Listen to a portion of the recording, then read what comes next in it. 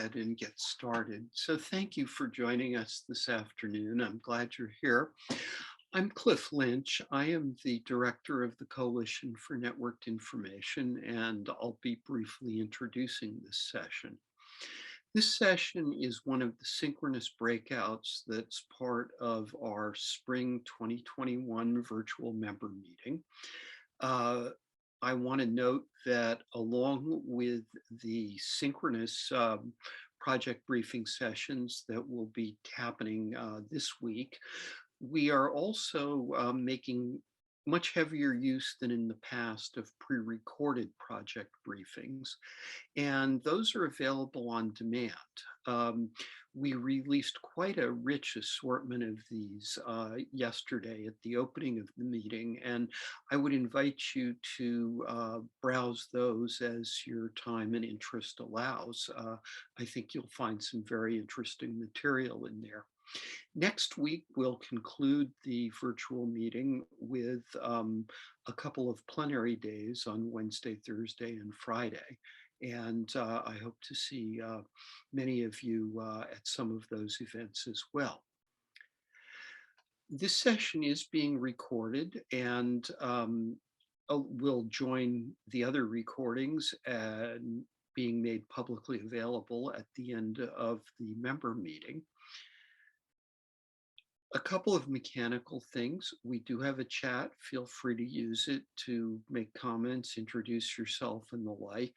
There is a Q&A tool, which is at the bottom of your screen, and feel free to tee up questions at any point. We'll take all the questions at the end of the session when Diane Goldenberg-Hart from CNI will moderate the Q&A.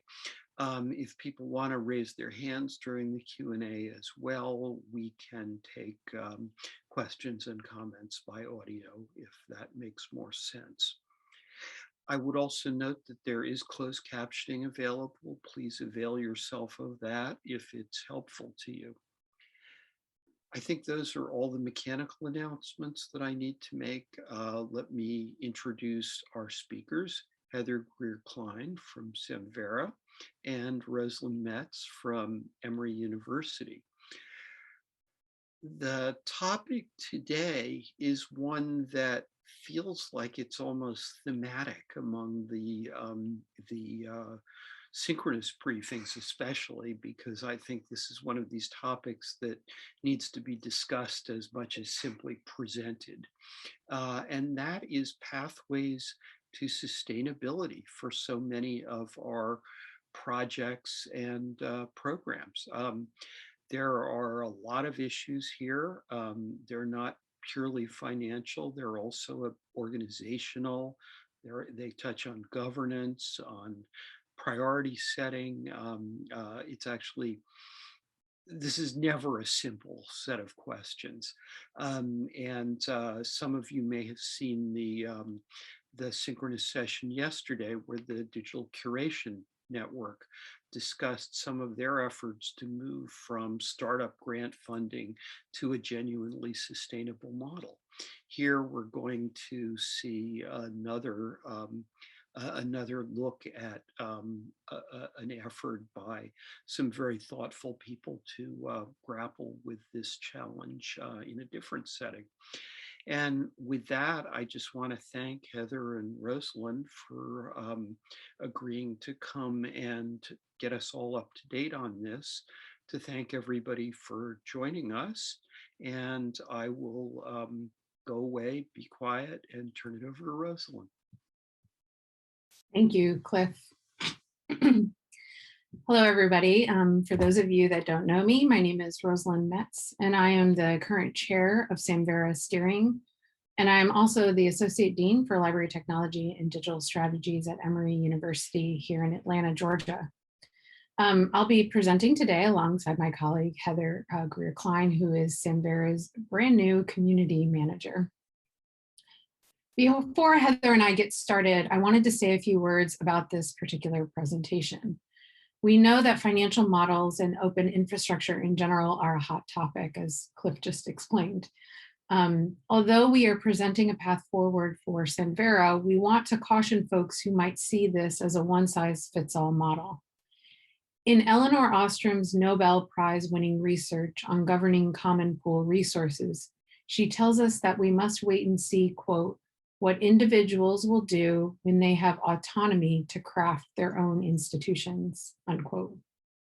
While we hope that this presentation may inspire organizations when they are considering fiscal and legal sponsors for their projects, we also hope they will take into account what is best for their own organizations during the evaluation process.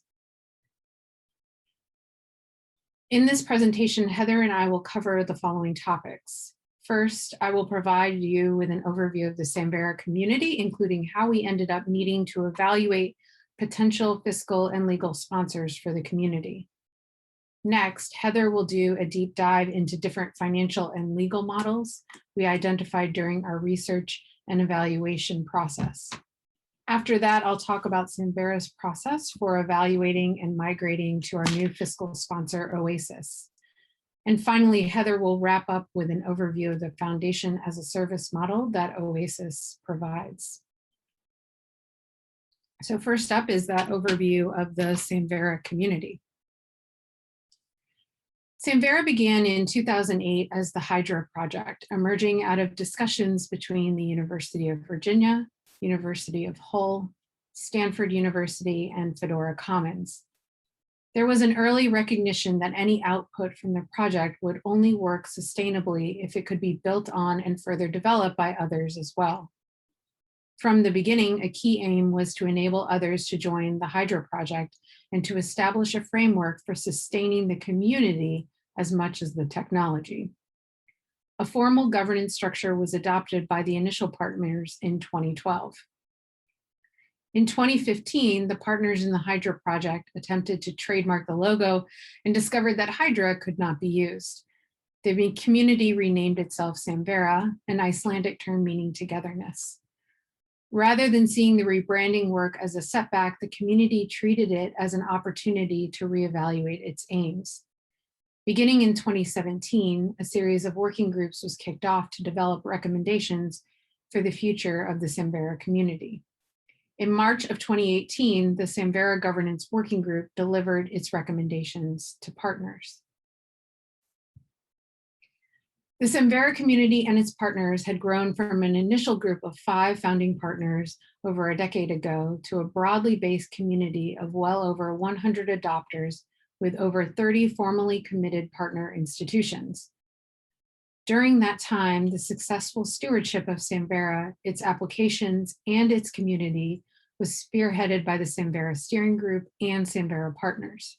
The partners recognized the need to review our governance model and propose changes that resourced the growing project and created more open and transparent community processes. The end results are the recommendations that you see here. One of the biggest changes to the Samvera community was the creation of a contribution model. Samvera had always prided itself on not being a pay-to-play organization. However, the community recognized that in order to hire a staff member, we needed to ensure ongoing income. The Samvera community launched another series of working groups to identify a contribution model. We went through a number of iterations before landing on the one that you see here, which was approved in 2019. Partners are expected to contribute at the rates identified in the model by 2022. As you can see, this had a profound impact on our fundraising. In 2019, institutions began preparing for contributing at higher levels than they had done previously, and the community saw a huge uptick in our income that year. This past year, we only saw 7 partners not contribute at their required rates, and a handful provided more funds to the community than they needed to under this contribution model. In July of 2019, Duraspace, our previous fiscal sponsor, merged with Lyrasis. A little less than a year ago, the Samvera community renewed its MOU with Lyrasis. Our existing MOU limits the relationship between the community and Lyrasis to that of a fiscal sponsor relationship. Per the MOU, Lyrasis agreed to allow the community to continue as an independent program through June 30th, 2021, paying a lower fee for fiscal sponsorship services than what Lyrasis sponsored programs pay. At the time of renewal, Lyrasis asked the Samvera Steering Group to use the following year to explore becoming a Lyrasis community-supported program. Over the next year, we learned through our research that the previous relationship between Samvera and Duraspace, and then later Lyrasis, was not legally and fiscally sound. We are truly grateful to both organizations for taking on undue risk for this community. We can honestly say we wouldn't be where we are today without their support. And now I'll hand things over to Heather, who will help us understand more about fiscal sponsorship models. Thanks, Rosalyn. So first, a quick disclaimer, if we can move to the next slide. I'm going to share fiscal sponsorship models that we found available to Samvera. There are other models that are less common that we didn't come across in our search, and there's sure to be emerging models as well. Other communities might have circumstances that either limit or expand the models that could be right for them. So next slide, what is fiscal sponsorship?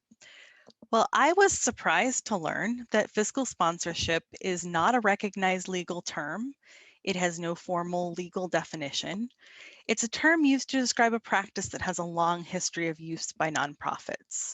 And at its most basic in a fiscal sponsorship, a sponsoring nonprofit accepts and administers funds for the activities of another project, group, or entity in compliance with US tax laws. So the practice of fiscal sponsorship arose and became important because getting a nonprofit designation in the US is not a quick process, and managing a nonprofit entity requires time and specific expertise. So fiscal sponsors provide fiscal oversight and administration without requiring a project to incorporate themselves. And fiscal sponsorship has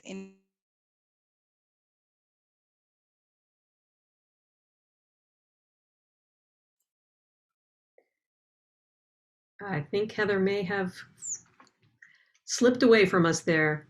I can actually, thankfully, we probably take over. We'll see if she comes back. Okay, terrific. Thanks. So fiscal sponsorship has inherent risks to both the sponsor and the sponsored project. The sponsor is taking responsibility for the project and must ensure that the activities of the project comply with the requirements of the sponsor's organization's tax exemption. The project relies on the sponsor for critical administrative responsibilities. I'm sure we've all heard of a 501c3 organization almost as a synonym for a nonprofit organization. The IRS actually recognizes 29 different numbered 501c nonprofit types. All are legal entities that have exemption from federal income tax under 501A of the IRS code. Because they assert and provide ongoing evidence that they are not organized as profit-making enterprises. I'm going to focus on what fiscal sponsorship means to two of these nonprofit types, organizations with a 501c3 or a 501c6 nonprofit exemption. 501c3 nonprofits are the ones we are most familiar with, and organizations with this designation are both tax exempt, and also contributions to these organizations are tax deductible for donors. These two tax code exemptions mean 501c3 organizations must meet certain criteria, including mission and activities that benefit the public. There are several models of fiscal sponsorship that are offered by 501c3 organizations, but I'll focus on the two most common.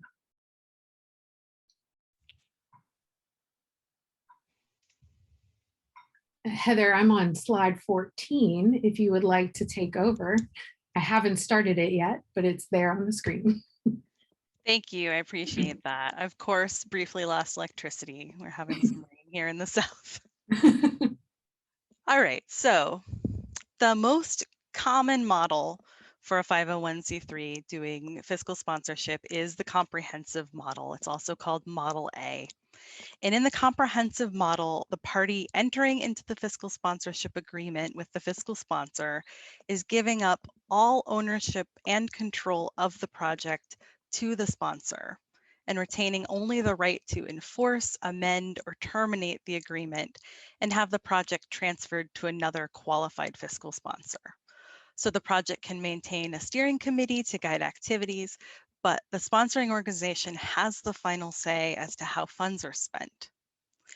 The Model A sponsorship is akin to a merger and acquisition. So the assets and the liabilities of the project are the assets and liabilities of the fiscal sponsor. And the fiscal sponsor takes on the project and all of its risks because it advances the sponsor's own charitable mission. And typically, in light of all of the administrative burdens and the costs associated with the project and to ensure organizational health, the fiscal sponsor charges an intra-organizational administrative fee to the restricted fund dedicated to the project's charitable purposes. So on this next slide, we have a variation on the comprehensive model, and that is to designate the project as a single member LLC or an SMLLC. The SMLLC is treated as part of the sponsor, much as in Model A, for IRS tax exempt reporting purposes, but the project can receive tax deductible donations and grants in its own name. This option adds administrative burdens for ensuring that there's proper separation between the sponsor and the LLC, both on the organizational and operational side. But the benefit of a single member LLC structure is that it can protect the sponsor from liability for the activities of the project. So this next model is called, if we can back up one there. Yeah. Model C is the Regrant model, and this is where a sponsor regrants funds to a project. So the project does not become a part of the fiscal sponsor, it's a separate entity, but the project's responsible for staff and bookkeeping and its own administration. And this model can include one-time arrangements that enable a project to obtain the proceeds of a particular grant via the sponsor, or it can be an ongoing arrangement where there are funds that are raised and over time they are transferred to the project. So I've seen this model most often used for established charitable nonprofits that need to move funds quickly, say to a grassroots community organization that can't afford the time to pursue incorporation. So for 501c6 organizations they are tax exempt, but their donations are not tax deductible. And the exempt purpose for the 501c6 is to promote the common business of its members. So these are professional member organizations, chambers of commerce, big business leagues, and so forth. And this difference in exempt purpose makes a different fiscal sponsorship option available to these organizations, and that's the series or cellular LLC. So you can see here there are three distinct but related entities in this model. A 501c6 nonprofit is able to set up a separate nonprofit LLC specifically to act as a fiscal sponsor and a legal administrator to a series of LLC projects under their umbrella. So the LLC is its own company. It's separate from the sponsor by virtue of conventional corporate law. And it's composed of multiple series. The sponsored projects are the series. They each have their own assets and their own liabilities, and they're all separate from each other. And the fiscal sponsor must ensure that the activities of the project are not for profit in nature and that the project is financially viable, but otherwise they can be hands off. The project has independent governance. And donations and grants and other funding can be accepted directly by the project in its own name. And with that, I'm going to hand things back to Rosalyn to provide a look at how the Samvera Steering Group evaluated different fiscal sponsor options. Thanks, Heather. So armed with this newfound information about fiscal sponsorship models, the Samvera Steering Group undertook an ambitious timeline for identifying a fiscal sponsor for the community. In January of this year, the Samvera Steering Group identified 3 organizations to evaluate for fiscal sponsorship: Lyrasis, Code for Science and Society, and Oasis Open. While we did identify other organizations as viable options, these 3 seemed to be the organizations that upfront, upon first glance, offered services that most closely aligned with our needs. Each of these 3 organizations presented to the steering group during our January winter retreat, where we engaged in conversation and questions about each other's organizations. In order to evaluate the organization, steering identified a number of criteria we used to rank these 3 organizations. We had a deep discussion about what each of these criteria meant to us, clarifying and creating more fleshed out definitions during the discussion. Eventually, we weighted the criteria, and here you can see the criteria listed out in roughly their weighted ranking order, with 1 being the most important. I will note that many of these criteria are in fact tied with one another. We couldn't really decide an exact order. So it isn't really in a strict numbering order. At the end of our discussion, we came to the decision that Oasis Open offered the community the experience that most closely matched our current relationship with Lyrasis. So while some may see this change as a major one, the reality is that it is the option that requires the community to change the least. Going back to our timeline, once steering had its recommendation to move to Oasis Open for fiscal sponsorship, we realized that the work of notifying the community was just beginning. We wanted to ensure that our partners had the opportunity to weigh in early and often about the process. In early February, we reached out to the top leadership of our partner institutions, asking them if we had identified all viable options for fiscal sponsorship. Next, we scheduled follow-up meetings with each of the organizations we interviewed so they could be notified of our decision. And finally, we began identifying how to mesh the process of migrating to our new fiscal sponsor with the processes called for in Samvera's bylaws and Samvera's financial governance documents. In the end, Samvera Steering drafted a recommendation report, updated our bylaws, merged our financial governance documents into those bylaws, and held a vote to ensure partner institutions are on board with all of these changes. And now I'll hand it back to Heather, who will provide an overview of Oasis Open and their foundation as a service model. Thanks, Rosalyn. So Oasis is a nonprofit, international, member-driven 501c6 organization. It was founded in 1993. They provide support for open standards and open source development. They're the home of familiar standards like SAML and open document format, and many others that you may not have heard of, like the common alerting protocol that's used for Amber Alerts. They have a broad scope of work with groups setting standards for everything from cybersecurity and emergency management to cloud computing and augmented reality. And groups at Oasis work autonomously, setting their own goals, making their own decisions, but all sharing with Oasis a commitment to openness, transparency, and inclusivity. So Oasis programs consist of technical committees, open projects, which support open source communities with a path to standardization, a partnership with the American National Standards Institute to administer the US technical advisory groups to ISO, and their Foundation as a Service program. And the Foundation as a Service program is what we found to be an excellent fit for Samvera. So Oasis created the Foundation as a Service program to support projects that want to maintain their independence while accessing the benefits of Oasis as a fiscal sponsor.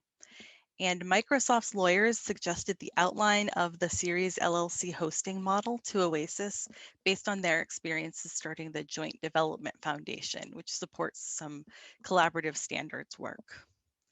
So the core services of Foundation as a Service include all of the setup for a Series LLC, the legal review for policies, bylaws, and contracts, a complete invoicing and payment processing and accounting infrastructure with routine operations reporting, independent auditing services, the preparation of a corporate annual report, and tax and corporate filings.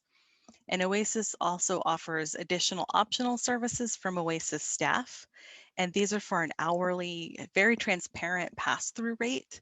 They also contract with a third-party HR company for hiring project staff and providing payroll and competitive benefits.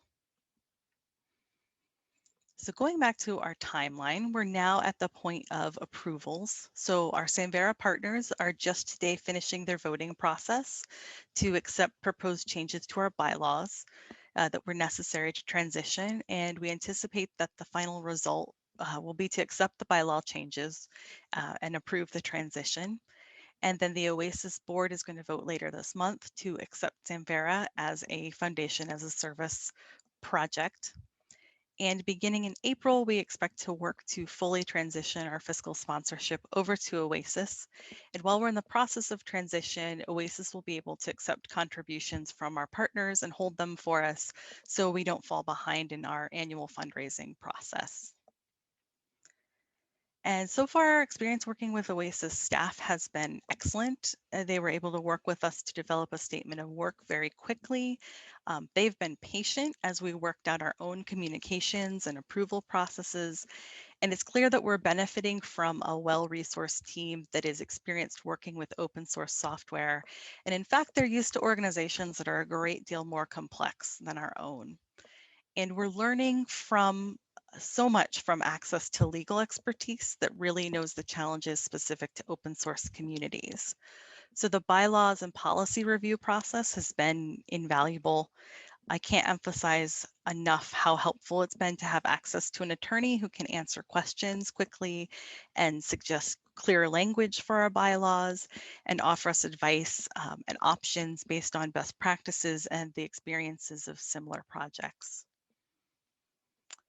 And we've included a list of additional resources if you'd like to dig further into exploring fiscal sponsorship. And thank you so much for your time. We are happy to answer questions.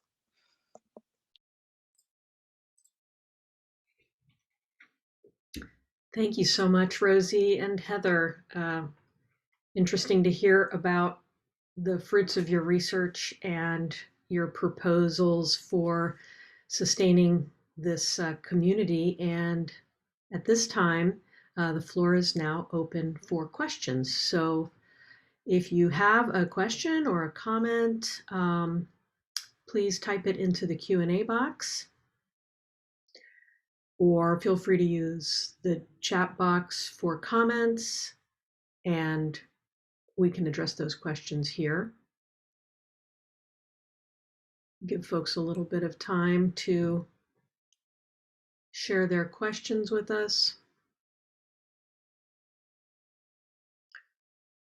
While we're waiting for our attendees to share questions with us, I just want to remind everyone that this is CNI's Spring 2021 virtual membership meeting.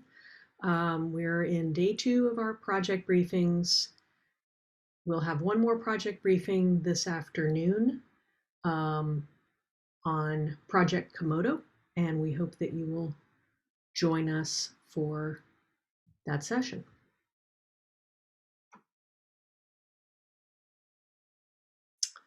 All right, I see we have a question. Eric asks, thank you for this very interesting presentation. I'm wondering if you have thoughts on how to assess the success of partnerships with groups like OASIS over time.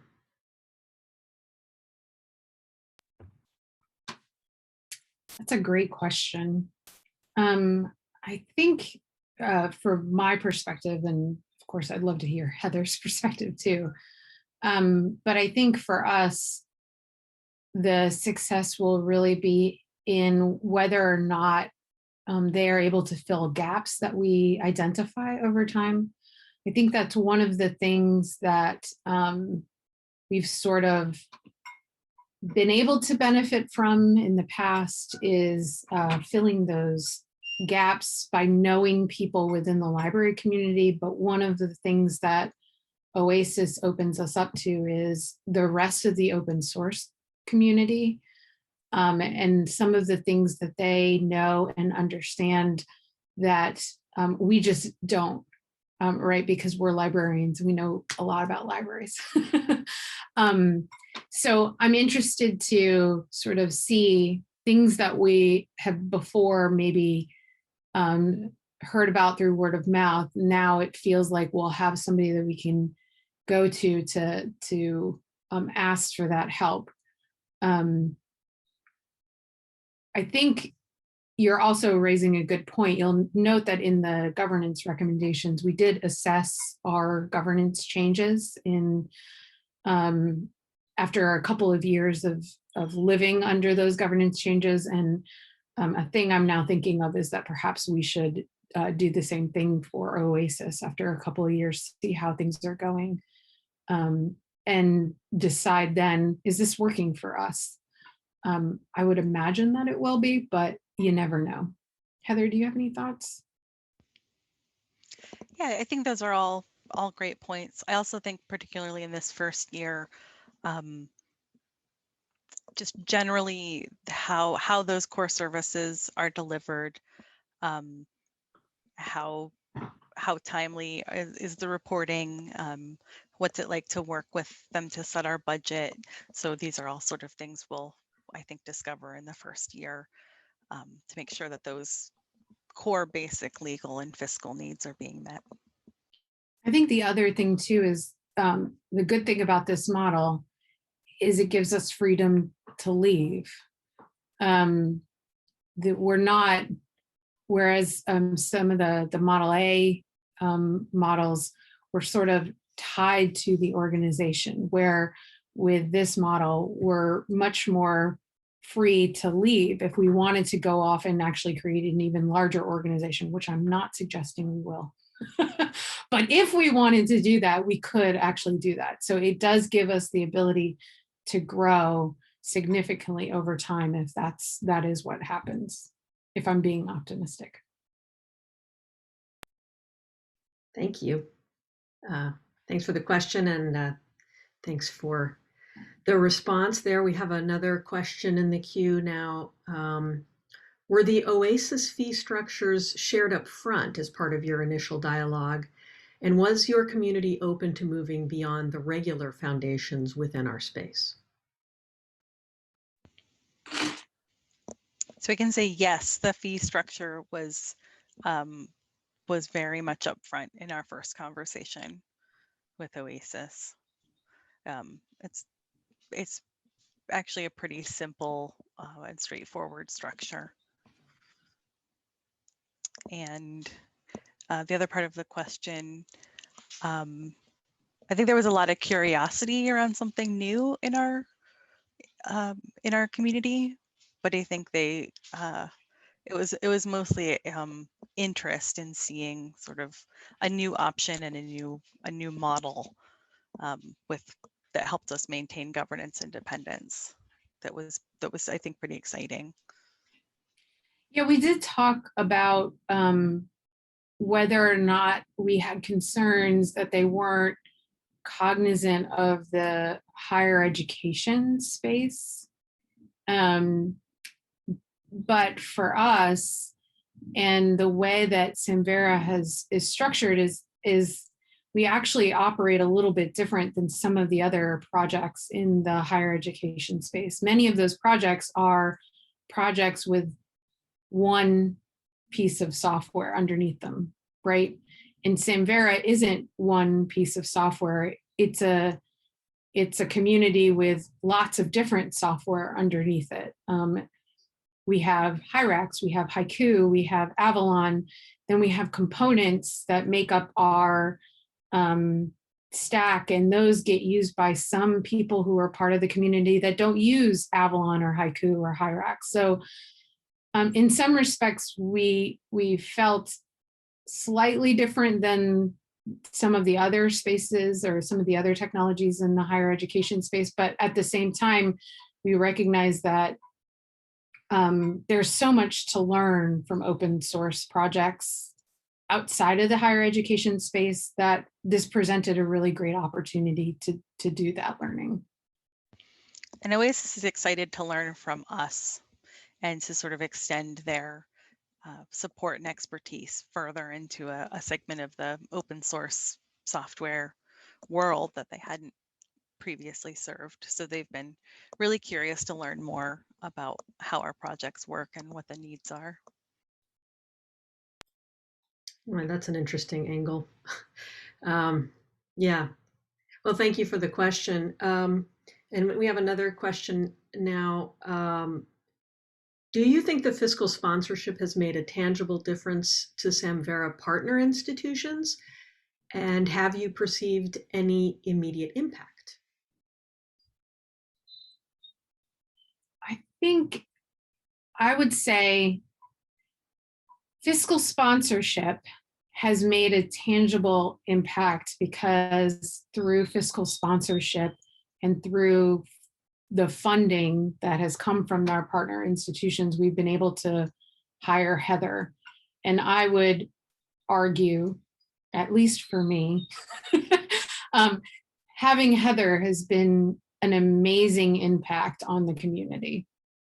I think that a lot of people within the community are feeling like they're being heard better. Heather is very good at, this is not the glowing Heather recommendation section, but it's going to be.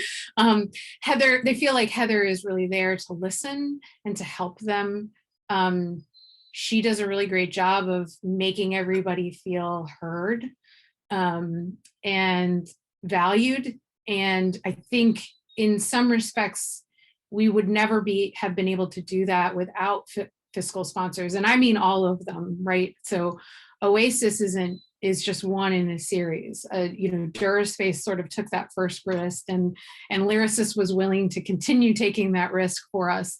But if we didn't have a way of stewarding those funds, we would never have been able to get to the point of hiring Heather and helping us do a lot of the coordination work that hadn't been happening in the community before. I mean, it was happening, but it was happening on other people's time, which meant it was happening much more slowly rather than having a dedicated staff member.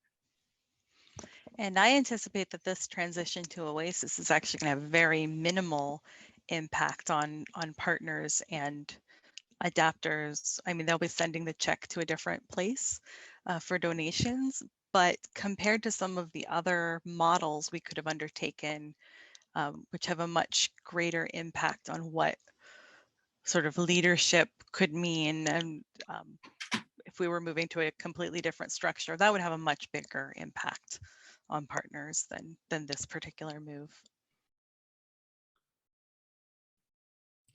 And then Boyan, I see your follow-up question about examples. I would really say it was many of the things in our bylaws and the way that our bylaws were written and structured. I think that they were definitely done well. I will say that Oasis Open was excited that we had bylaws. And they were excited that we had financial governance document, but they also helped to explain to us why we needed to merge those. Some of the things that we had included in our governance documents and in the bylaws, they asked some questions about. We actually had an open question as an organization around, can we have a single member partner? And by that, I mean, can I, Rosalyn, become a partner of Samvera? And our lawyer actually said, well, let's leave it the way that it is now, because here are some issues that you will want to think about if you go that route. How does that change your voting processes? How does that change your contribution model? Is a single individual, if they're affiliated with an organization, are they getting to vote twice? Because if Rosalyn is voting and Emory is voting, does that mean now I, as Emory's representative to Samvera, get double vote? And so those were some of the things that we hadn't really been able to delve into, but they had that experience working with other open source software that they were able to say, time out, wait, think about these things. And benefiting from that has been really, really helpful. Great, thank you. We have another question now. I see the attractions of OASIS because of its open source community and expertise, but I'm curious about the extent to which the subject expertise of OASIS was the main attraction, or the 501c6 model. If the latter, could you say a bit more about the disadvantages of the C3 models? So I think the biggest advantage of the 501c6 model was Samvera had always applied the partners as the primary driver of the community. And we talk about the partners all the time. If you ever were to come to a Samvera steering meeting, it's really a meeting all about partner institutions and what is in their best interest and how things that are happening are impacting partners. Moving to a 501c3 model would mean the project would be subsumed underneath an organization. And that subsuming underneath an organization means that you are now tied to that organization. And one of the things that you'll note when I talked about the history of Samvera was we talked about the merger between Duraspace and Lyrasis. And Duraspace had one version of how it operated and Lyrasis had another. And neither of those things are necessarily good or bad. Like we could, laundry list every organization on the planet. What are the positives and what are the negatives? But it was a shift, right? And it was a shift in leadership, in organizational personality. And one of the things that open source communities writ large tackle with is these shifts in personalities. In some respects, personalities run open source projects. And we can see that in our communities. And we've talked about that before here and in other places, that if a dean of libraries leaves, or if an associate dean for technology leaves, suddenly the commitment to a project shifts and wanes. And there's been efforts by some people in this call to go to new deans at a library or new associate deans for technology and say, hey, you really need to support this. Like, we rely on you. So you're right, Don, in asking the question, is it the 501c6 model that was attractive? In some respects it was, right? Because it removed an added layer of personality to a community, which I feel okay saying has a lot of personalities in it. A lot of our partner institutions are huge organizations, some of the biggest research libraries in the US and in Europe. And they have very strong personalities of how the project should be run and how the community should be run and how the technology should come together. And so being our own standalone sub-series LLC sort of helped remove that personality layer and allowed the partners still to shine forward and be less, make more changes than I think we had already done as part of governance recommendations and all of that. I hope that answers the question. Heather, do you have anything? Yeah, I'll just add that nearly all of the 501c3 options that we found were that comprehensive Model A. And that's because that is the most responsible fiscal sponsorship model for any 501c3 because of their requirements to maintain their tax exempt status. The bar is really high for them. The model with the single member LLC is really more about protection for the sponsoring organization. And Model C, where the project maintains independence, is usually more of a stopgap. It's not usually a long-term model the way that we wanted to be. So we just weren't finding something that made space for that independence from a 501c3, just because of the nature of their requirements as their type of nonprofit. That is really interesting. Thank you. Thanks for the question, Dawn. And Dawn, thanks you both for that response. It's really, really interesting. We do have time for another question. If there are any others for our panelists. All right. I'm not seeing any questions come in through the Q&A box, so I think what I'll do is propose that we go ahead and turn off the recording with thanks to our wonderful panelists for coming and chatting about this proposal, to our attendees for joining us here today for these great questions. And to our attendees, if you wish to stick around with us after we turn off the recording, Rosie and Heather are available to continue the conversation. So please feel free to stick around. And I'm seeing lots of thanks coming in through the chat. Yes, thanks. It was a great presentation. After I turn off the recording, just raise your hand and I'll be happy to enable you to unmute yourselves. And with that, thanks everyone. Have a great rest of your day, and we look forward to seeing you back again at CNI. Bye-bye.